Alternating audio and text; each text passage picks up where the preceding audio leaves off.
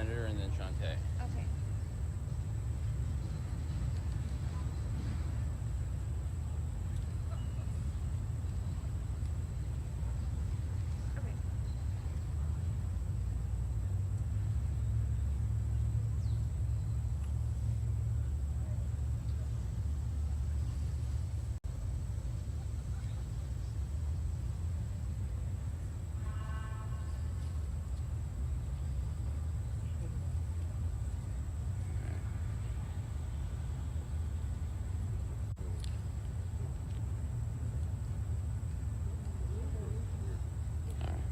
Good morning, everybody.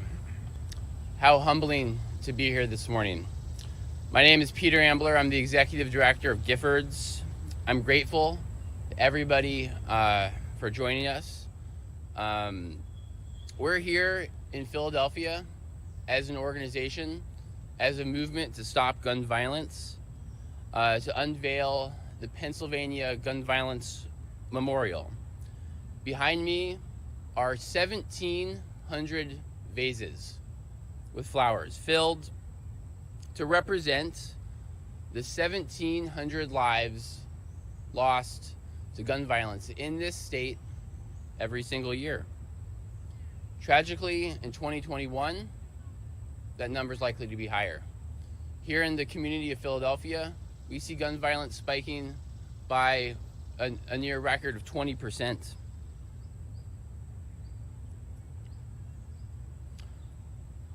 So far in Washington, D.C., the collective response to this epidemic of gun violence that has spanned decades, and even more tragically, to the spike of gun violence that we're seeing right here in Philadelphia and communities across this country, has virtually been zero.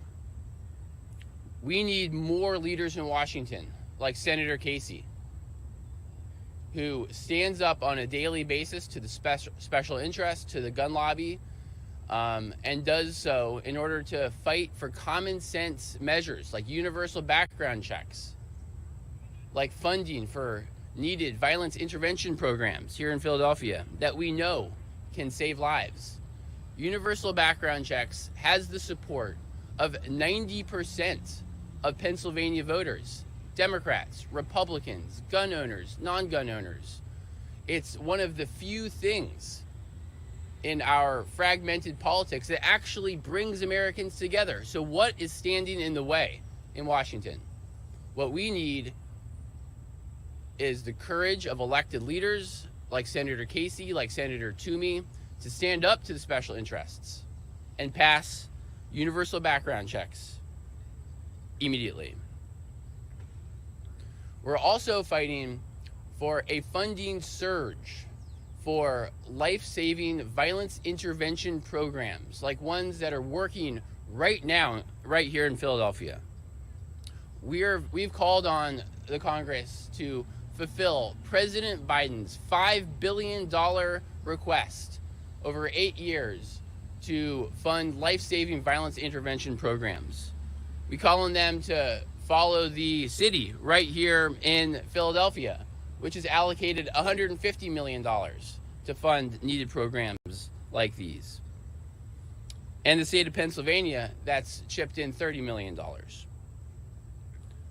For far too long, the gun lobby has ignored the plight of communities like those right here in Philadelphia that contend with gun violence on a daily basis, which leave communities traumatized and re-traumatized, kids exposed to shootings.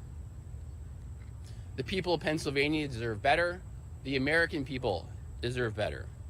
There is a way out of this crisis. We do not need to pass this along to our children, to our grandchildren. There's a better way.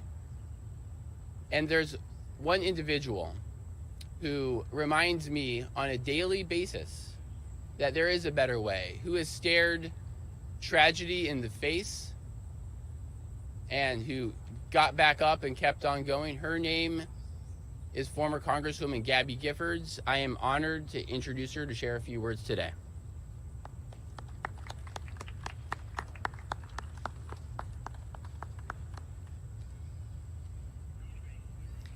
Stopping gun violence takes courage. The courage to do what's right. The courage to new ideas. I've seen great courage when my life was on the line. Now is the time to come together. Be responsible. Democrats, Republicans, everyone. We must never stop fighting. Fight, fight, fight. Be bold. Be courageous. The nation's counting on you. Thank you very much.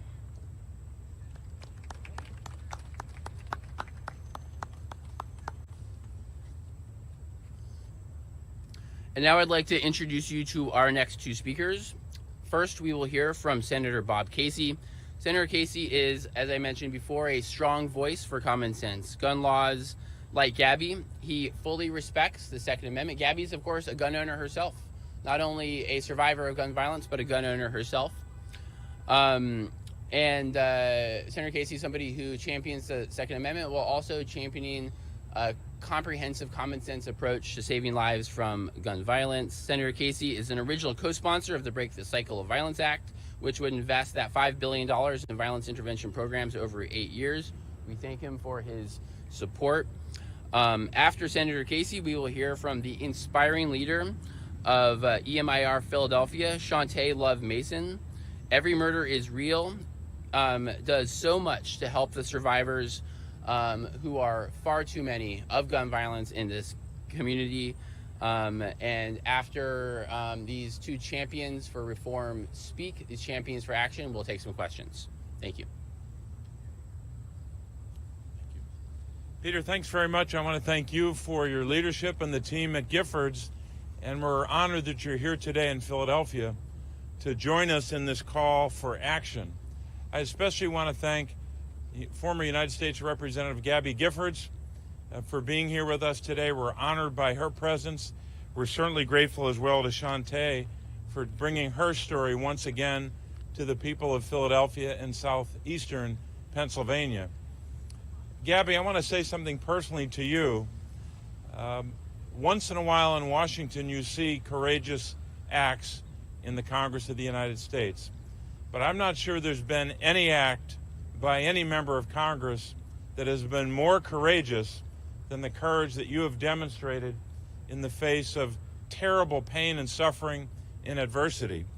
I think people across not only Pennsylvania, but indeed across the country, are inspired by Gabby Giffords' strength and were moved by her determination to bring about measures that will reduce the likelihood that cities like Philadelphia will continue to suffer from the ravages of gun violence. So Gabby, thank you for bringing your story, and thanks for the work that you and your team does. We, of course, today gathered to express gratitude to the team at Giffords for this remembrance. The remembrance, as you see behind me and in front of me, of 1,700 Pennsylvanians lost to gun violence just last year. One state in 1 year, 1,700 people. Although we gather today to commemorate and even to mourn the loss of those Pennsylvanians, this has to be more than that. This has to be a call to action. A call to action, especially in Washington, D.C. Now, there's some in Washington, and this has been the case for many years, but it's pretty clear today. There's some in Washington that want us to surrender to this issue, to surrender to the pressure of the gun lobby, to surrender the most powerful country in the world, to surrender to this problem. What if we took that same attitude when it came to other challenges that our nation has faced over time in different generations, whether it was the World War II generation? What if we surrendered to that problem, that challenge that we had? What if we surrendered in other parts and periods in our history? Americans don't surrender. We confront a problem, we devise a solution, and we move forward. That's the American way. but there are some politicians in Washington that want us to surrender to gun violence. We can't do that because we're Americans. We're going to solve this problem one way or the other. Doesn't mean we're going to pass one bill and the problem goes away. But we're going to take some affirmative steps in the right direction. At least three. The first, of course, is the one that both Peter and Gabby made reference to. Passing common sense gun measures. Legislation like a comprehensive background check bill. As Peter mentioned, supported by 90% of the people of our state and 90% of the country. We need to do that. That's not the only bill. There's a whole series of other bills that are common sense measures that have zero impact on the Second Amendment, the right to bear arms, but will have a substantial impact in reducing the likelihood that we're going to see the kind of death and carnage that we've seen here in Philadelphia and across our state. So that's the first thing we've got to do in this call to action. Second, we've got to make sure we're passing other legislation to deal with some of the challenges that so many communities face, like passing the Break the Cycle of Violence Act, introduced by Senator Cory Booker of New Jersey, to fund community violence intervention programs to the tune of about $5 billion over just a few years.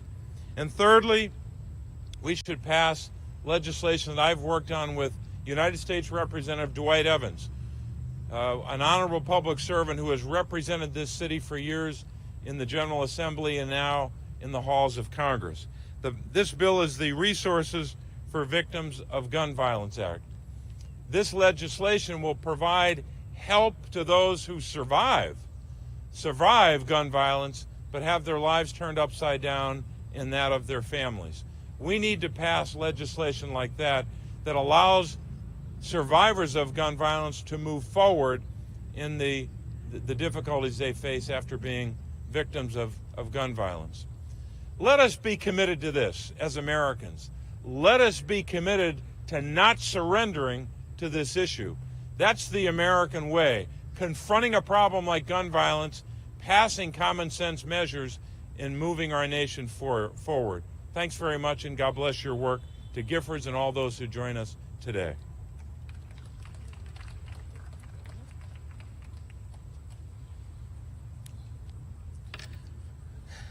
Hello, everyone. I want to thank the Giffords for allowing me to be present.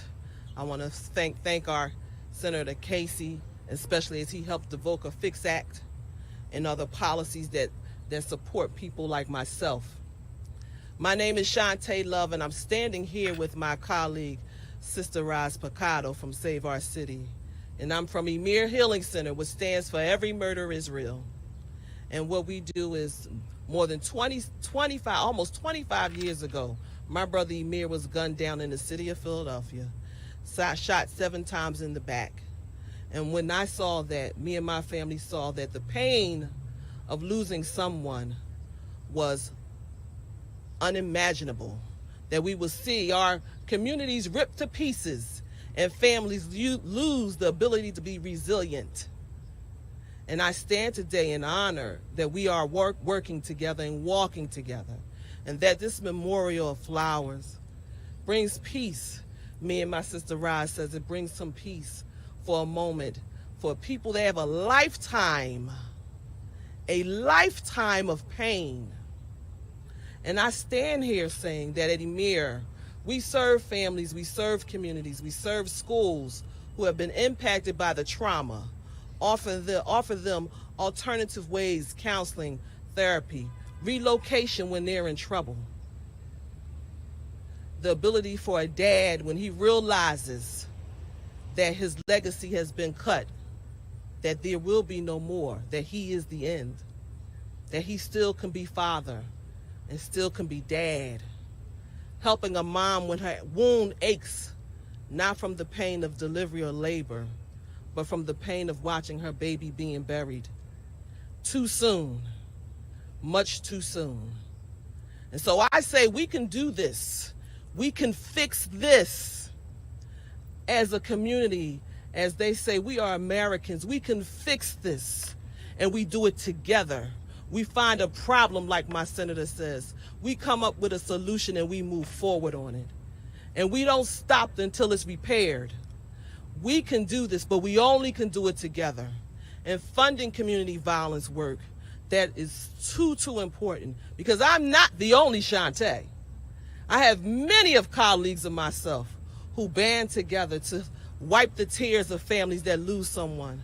And for those who have survived, helping them push in the wheelchairs, helping them find a place of peace and hope and the ability to regain life again and somewhere find joy in the middle. So I stand here very humble, but this journey here, we can stop this. I must be put out of business. My goal is to put me out of business. My goal is to no longer need me to say to a family, we're here for you to help you move through because your baby was murdered. That's my goal. And we can do this. A community, this laws and fighting back and forth on what's right and wrong. This is a moral issue. This is the right thing to do, and we got to do the right thing for the people. And sometimes,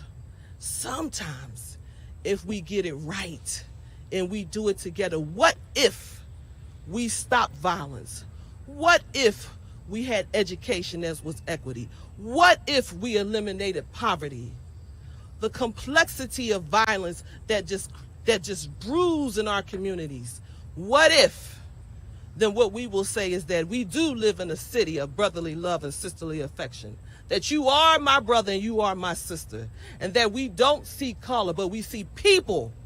And that when we see people, we see humanity. And when we see humanity, we see love. And when we see love, we find peace. And when we do all those things, we are family. Because you are my family. And if we do this, we fix this problem together. And I want to say thank you.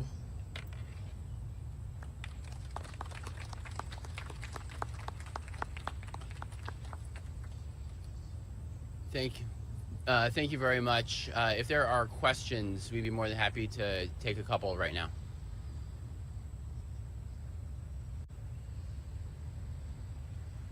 If not, I thank everybody for coming. I encourage folks to spend some time with the memorial, to acknowledge that each individual flower that's been planted here on the mall represents not only the life of somebody who lost it, but a family, community that's been devastated. This is a movement, the gun violence prevention movement, that's fundamentally led by survivors like Gabby, like Shantae, and by hundreds of thousands, millions of others across the country. We have holes in our hearts. We have holes in our communities. And what we're asking for is supported by the American public. It's effective. It'll work. And like the senator said, this is a fight to which we cannot surrender as a country. Again, thank you all very much for joining us.